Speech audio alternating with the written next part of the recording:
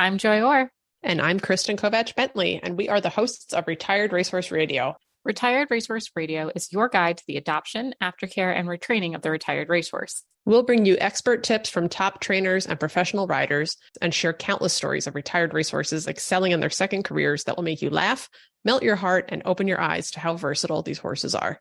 We feature an adoptable horse each episode, so you may just find your next riding partner. Look up Retired Racehorse Radio and subscribe today.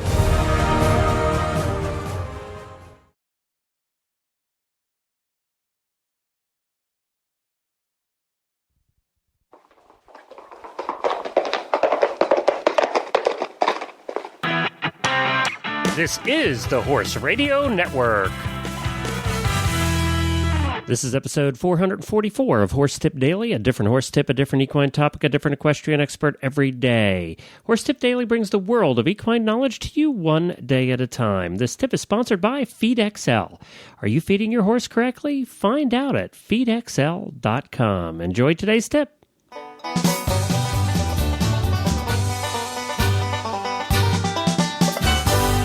Well, it's Glenn the Geek back with you from Lexington, Kentucky, and you're listening to Horse Tip Daily. It's convenient that FeedXL is the sponsor for this tip today. As we're continuing our series with thehorse.com on Laminitis, if you've missed the first two episodes, you can just go back to the last two episodes, which were 442 and 443, and take a listen to those. We're talking about Horse.com visits us regularly on Horses in the Morning every Wednesday at 10 a.m. Eastern, and they have a topic they talk about. Well, April was Laminitis month, and we're bringing you all the different discussion on Laminitis because it was very interesting and very informative and could end up saving your horse. So we're going to bring you the third installment of that very shortly here, but first I want to talk to you about FeedXL. You know, one of the reasons that horses get Laminitis is they're eating way too much or way too much of the wrong stuff. Well, one of the things that you can do is very simple and very easy. You can go to feedxl.com. It takes a couple minutes to put in some information about your horse or horses, put in some information about what you feed your horse or horses, and it spits out, it analyzes everything that you feed, including grass and hay and grain and supplements, and it spits out reports that tells you whether you're feeding too much of this or too little of that.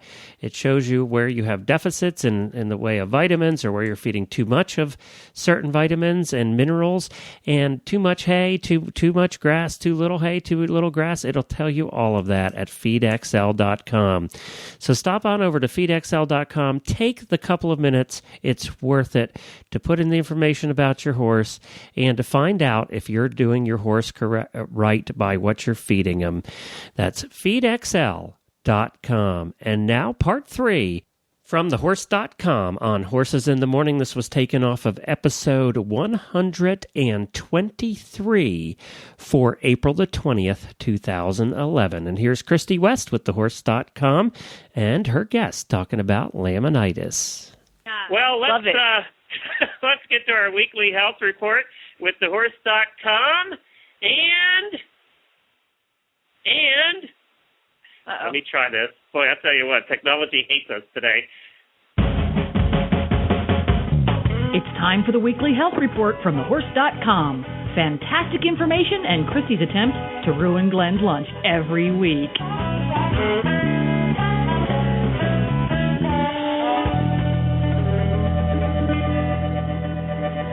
Happy Laminitis month. Good morning, Christy. Good morning, Glenn. How are you?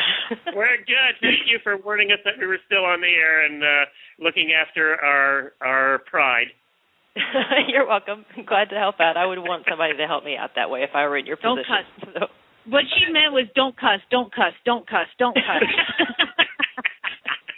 Because, you know, if I were in that situation, I'm sure I would be cussing. Son of a nutcracker.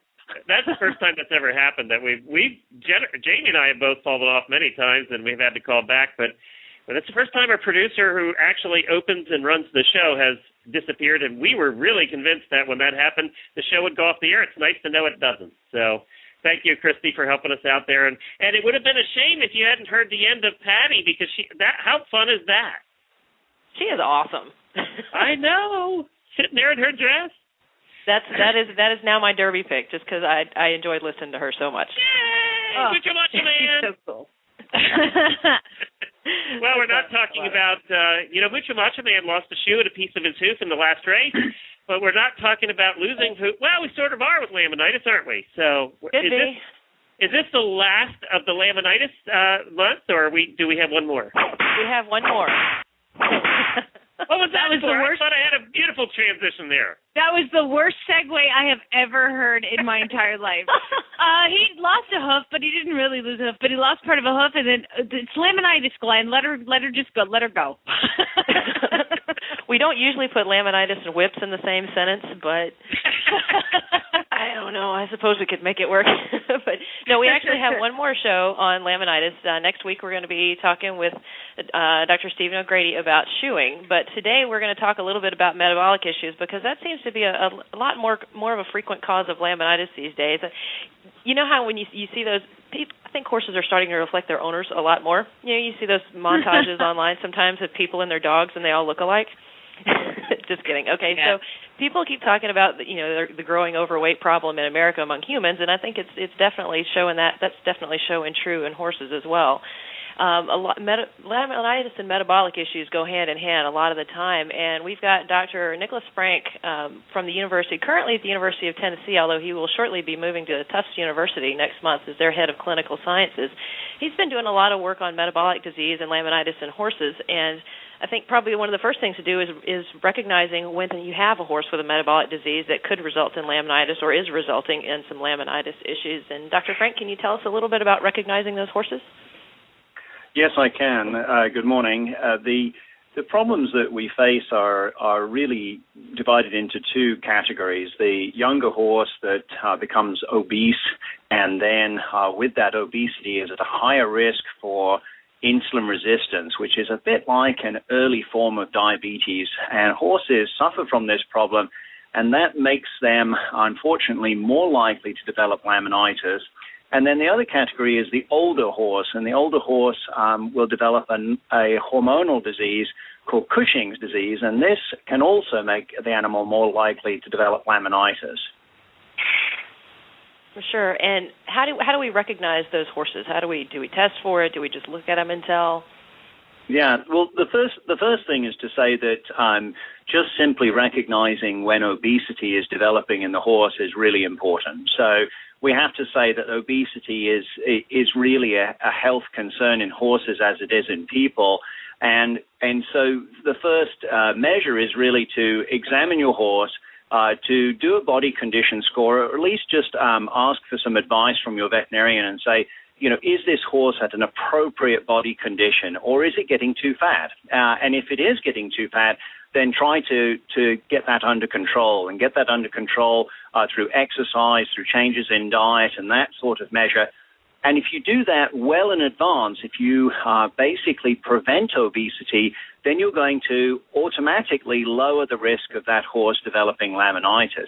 In terms of testing, there are some tests that can be done, blood tests, and some more challenge tests that can be done by your veterinarian to look at that obese horse and say, not only is that horse obese, but it's actually now developing insulin resistance, and therefore is at even higher risk of developing laminitis. When we talk about the old horse with Cushing's, again, there's some hallmark signs that we can see just by looking at the animal. The horse that is slow to shed out its winter hair coat, or is developing a thick, curly hair coat, those are abnormal signs. So those hair coat signs should make you then question your veterinarian and say, do you think my horse is potentially getting to that age, getting to that stage of life where we're beginning to see this Cushing's problem? And if the Cushing's problem is there, then again we can do some blood testing and some challenge tests to be able to then say, yes, that animal has got Cushing's and therefore should be treated. Dr. Frank, I have a question for you. I'm not 100% sure of your history as far as, going out and seeing clients, but my experience as a technician, it is incredibly hard. It's like telling people their kids are fat, telling people their horses are fat. They get really offended and protective and a little bit angry. So is there a good way to go about telling somebody, hey, you're going to kill your horse because you're feeding it too much and it's fat and you need to do some work on it? Right. I think you're absolutely correct on that. It's a difficult subject to tackle, and I think the first way to do that is really to make the client understand that we really care about the animal, that we care about the health of this animal, and that leaving it in an obese state is going to raise the risk of it having laminitis and other complications as well. So perhaps we say, these are some animals I've treated in the past. Let me tell you about some of the problems I've seen before, and really let the client know that we're not criticizing the way that they are managing their horse. We're not trying to be overly critical of their approach, but yet we are really concerned about the health of the animal, and they can do something about it. And I think that that's the type of discussion that needs to go on in an annual wellness exam with the veterinarian, with the nutritionist, with just a good friend who knows a lot about this situation, going over and saying, look, I'm not trying to be critical, but you've got to know that this obesity problem is really a health concern for your animal. And it still comes out your horse is fat. It does. It still comes out your horse is fat, but there's a nice way of putting that. So hopefully the owner won't take offense at that. And I want to have a disclaimer here, please, that this does not apply to Frankie Lovato or myself, because we are exempt from that, and our ponies are exempt from that. Just wanted to disclaim that. Our horses are not no, fat. You're not. Yeah. Glenn, Dr. Frank has a way of talking to you after the show. He's going to sit you down because that was really good, Dr. Frank. Oh, my gosh, that was impressive. I feel like I need to starve my horses now because you just wasn't fat at all. I think sometimes too you can almost blame the horse and say, boy, he's an easy keeper. These kind of horses are hard to manage. Yeah, and I think that's a great point. Is that we occasionally talk about metabolic obesity or the fact that some people have different metabolic rates, and that's really true in the horse. We do see a tremendous difference, for instance, between a Shetland pony and a 3-year-old racing thoroughbred that you were just talking about, the Kentucky Derby and so on. The metabolism of these horses is very different, and I think that's where we can then talk to the owners and say, we understand that you're really struggling with this. I've had an animal like this before, and really talk to them about the fact that what will work for their particular pony may be completely different from what other people are feeding their horses if they're in the same barn, if they're at a boarding stable, and so on. So no two horses are alike when it comes to their feeding requirements, and we really have to educate the public that there's a huge difference in metabolism between different individual animals.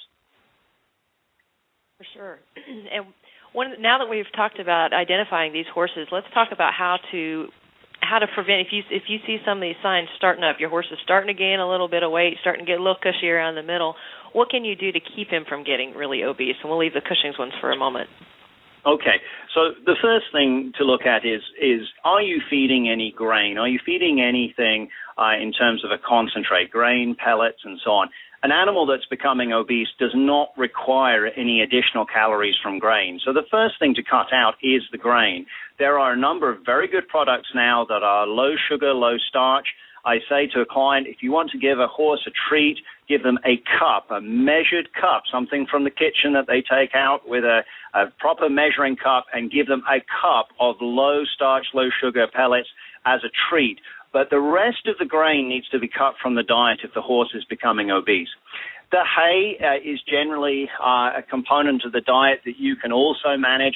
You may want to cut back down to an appropriate amount of grain, appropriate amount of hay, which is about 1.5% of body weight in hay. So that's something that clients can do, owners can do. They can measure the weight of the hay and actually make sure they're not feeding too much.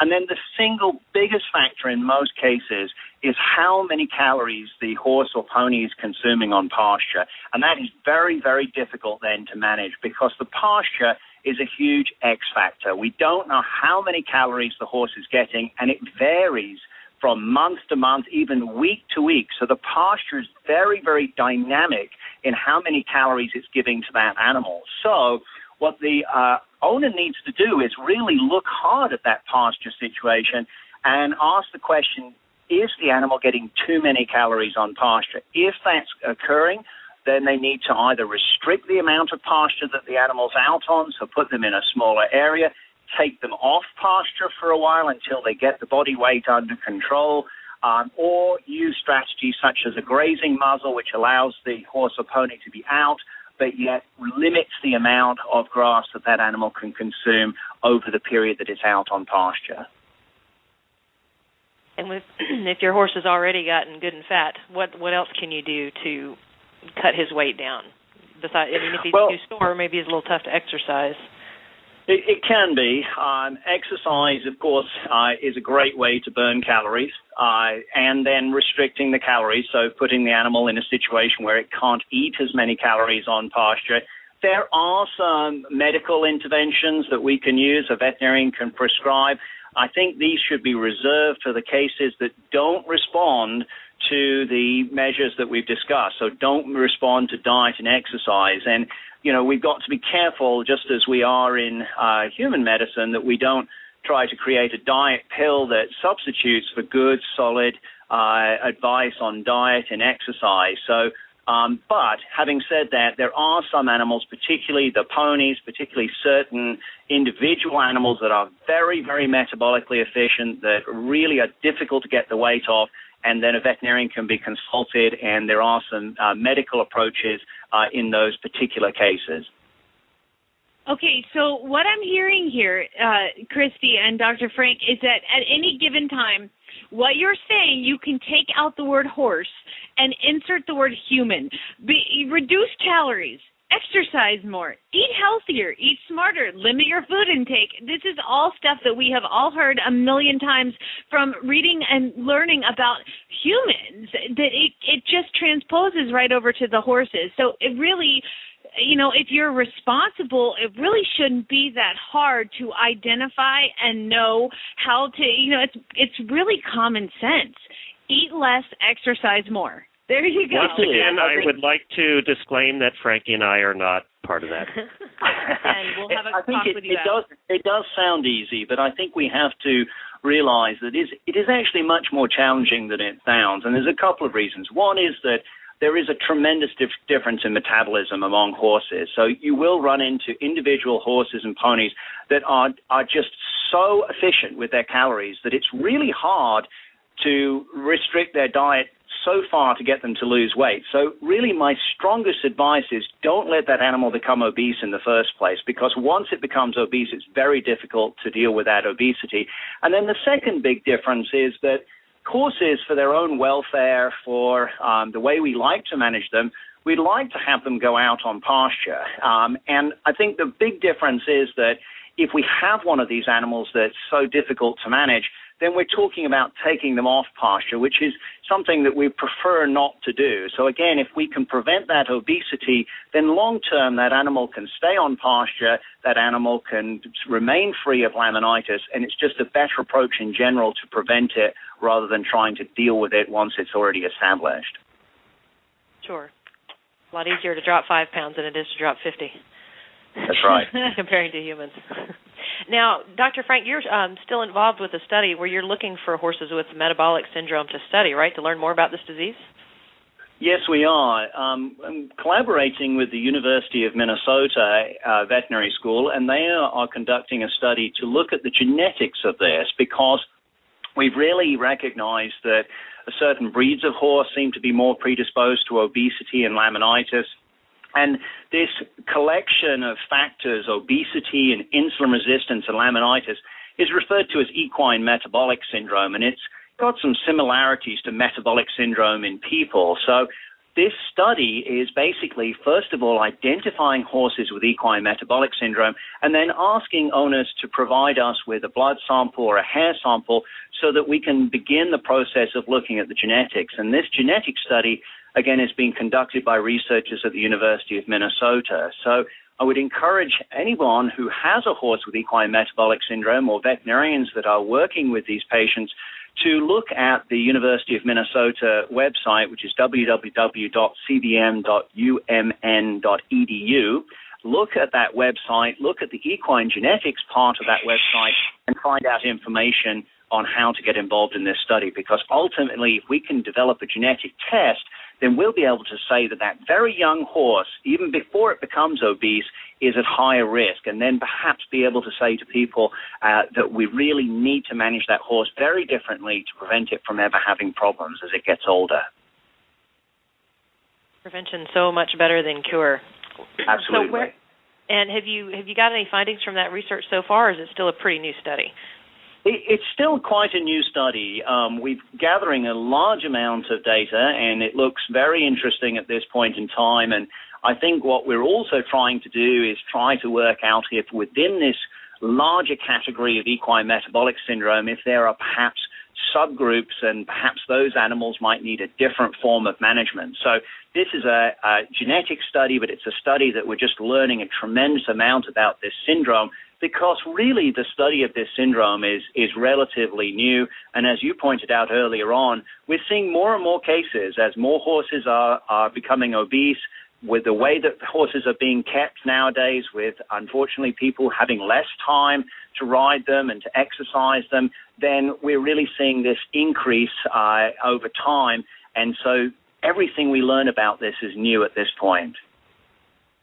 I think it's a fantastic field to study, and it does parallel human medicine in so many ways. And Glenn, no, you are not exempt. I'm sorry. Yeah, seriously, dude. You know what, Christy? He's got one guy that he knows that wants to feed his pony to, and so now they've this united front, and they think that they're completely free of any repercussions. So, yeah, Glenn, you're not in it. Do not take the muzzle off of your horse. Jennifer, do not allow that. And I know that Frankie's wife is keeping close tabs on how much he feeds that pony to. So you're all in trouble. Christy, we started a club. We call it the Unnatural Horsemanship Club. It's run by horse husbands. Yes. We're starting a club. We're going to have T-shirts. Unnatural Horsemanship. Glenn, not to criticize, but I think you could perhaps be worried about the concept of killing them with kindness. So sometimes when you're feeding them to make them feel better, to enjoy them by giving them more grain and so on, you've got the potential for increasing the risk of laminitis. And I'm sure Christy has emphasized this before, that laminitis is one of the highest causes of euthanasia in horses because of the crippling effects of this horrible disease. Booyah. There you go, Glenn. Think about that. And Jennifer just texted me, and she said that she has a combination lock on Baker's muzzle, so you are unable to take it off. Awesome. Well, and I think, you've got that little diet saying that you hear sometimes, and you really hate it when you're on a diet, that a minute on the lips, a lifetime on the hips. And, I think when it comes to these horses that have metabolic issues, it's a minute on the lips and a lifetime on the feet. And just to pick up on the place on horses that we see fat accumulating is very much in the neck region.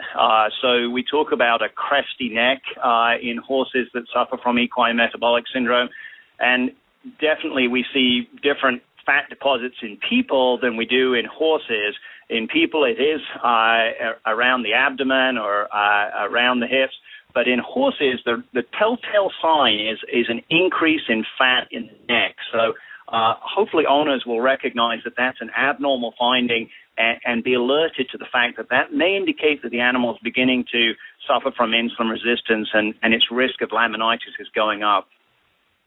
Well, you're exactly right, and I thank God humans don't get fat necks, because that would look a little weird. So where can people find out more, and they can get a hold of you? I know thehorse.com/laminitis, and Dr. Frank, give your website one more time. The website at the University of Minnesota is www.cbm.umn.edu. We also have information on the University of Tennessee website, and very soon we'll have some information on the Tufts University website. Well, thank you so much for joining us. I think that what you're doing is incredibly important, and, the education is going to be the key as far as saving a lot of these horses that are obese or predisposed to obesity. So education of the owners is of the utmost importance, and I really appreciate you guys getting the word out there and trying to save some horses. Well, thank you. I enjoyed the experience. Thanks for the opportunity.